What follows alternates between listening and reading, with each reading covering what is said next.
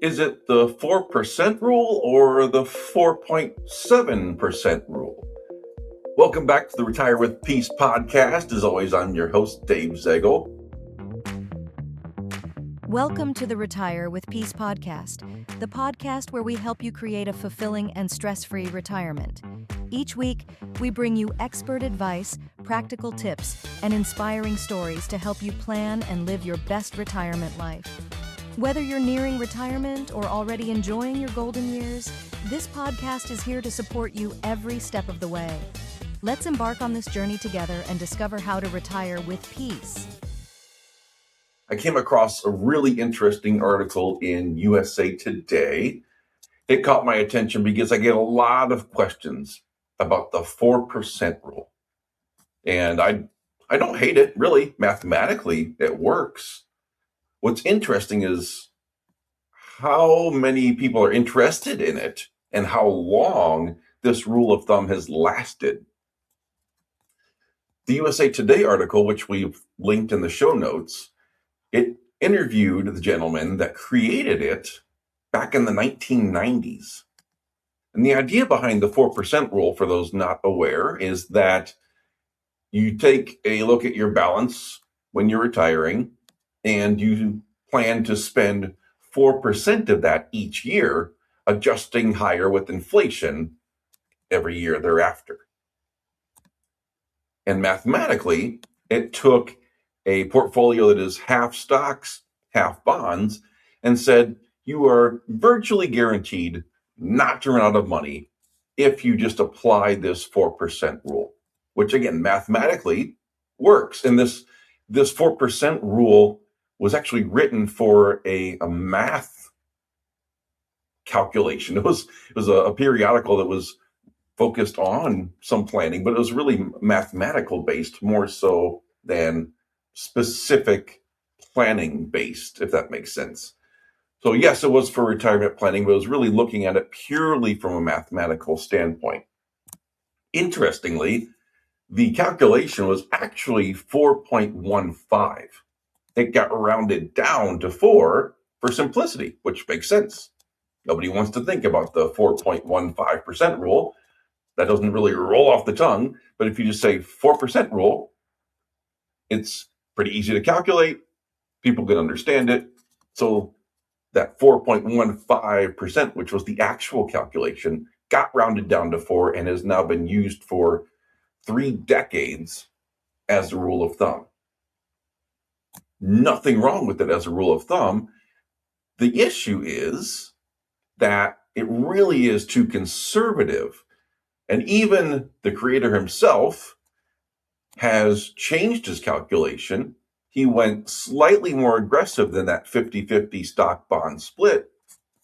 And in his words, the calculations have become more sophisticated, and he has now upped that to 4.7%, which is interesting when you have the very creator who has come out and said, actually, all this has been a little bit too conservative.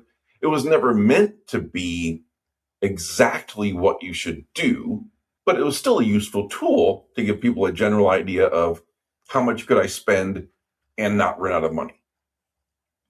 So even he has adjusted it up to 4.7%. And in fact, he noted that now he is taking out 4.9% per year for his own spending. So it just highlights that there's nothing wrong per se with the 4% rule in terms of what it's doing mathematically and making sure that people don't run out of money. The challenge is if you follow that strictly, you're going to underspend, essentially. You're not going to be able to really perhaps enjoy the 60s and 70s years of your life as much as you could, and you'll wind up with a big chunk of money at the end of your life that it'll be great to pass on to somebody or some organization, but you personally did not get to enjoy it because you're holding back on how much you're taking out, trying to focus on getting to this 4% rule or something similar. So I very much applaud the calculation and the fact that he is making adjustments and saying, hey, this was actually a bit too conservative. We can bump this up. I love to hear that because most of the time we are targeting a higher withdrawal percentage. And it's not so much focused on the percentage. We're trying to map what is the guardrail amount? What amount can we safely take out of the portfolio, not just targeting a specific percent? So most of the time, that winds up ranging for our clients between 5 to 5.5%. That can vary by year depending on, are you taking Social Security or not yet? There's a lot of different factors. But it's just nice to see the very creator of the 4% rule saying, hey, this is a bit too conservative. We can bump this up. And in fact, he's saying, I'm using 4.9%. Again, usually for the clients that we're working with long term, we're looking closer to 5 to 5.5%. There's no one exact right or wrong percentage, but if you're within that range, if you're within these guardrails and you understand the plan and you can make adjustments along the way, you're going to wind up in a good spot.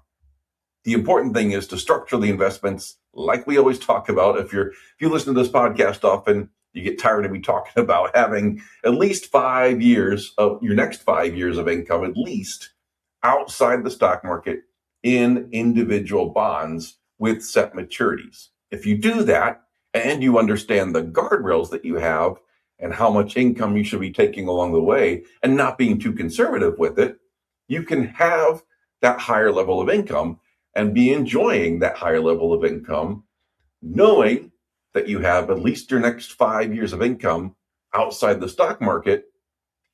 And therefore, the stock investments could be focused a little bit more aggressively and for longer term growth. And you're not worried about the day-to-day swings as much. If you understand all that, you can make the adjustments along the way that you need to. And then you add in the tax planning piece, which we're not even covering on this episode, and you can really supercharge your retirement results. So I loved this article. I liked the fact that they brought him back for an interview and he was able to explain how he got the calculations in the first place and the adjustments that he's made, and even highlight that, hey, this has all been a little bit too conservative. You can take a little bit more money income-wise in retirement than the 4% rule would suggest, which is great. It's awesome to see these adjustments being made and see articles like this. So the link is in the show notes. You can read the article if you like, but just realize that whenever you hear about the 4% rule, it was a great thing. It helped set a general framework, but know that that is not the limit. We can go a little bit higher with retirement income. If we're structuring everything perfectly, you can enjoy your retirement a little bit more, and you can feel comfortable knowing that your retirement is going to stay in good shape over the long term.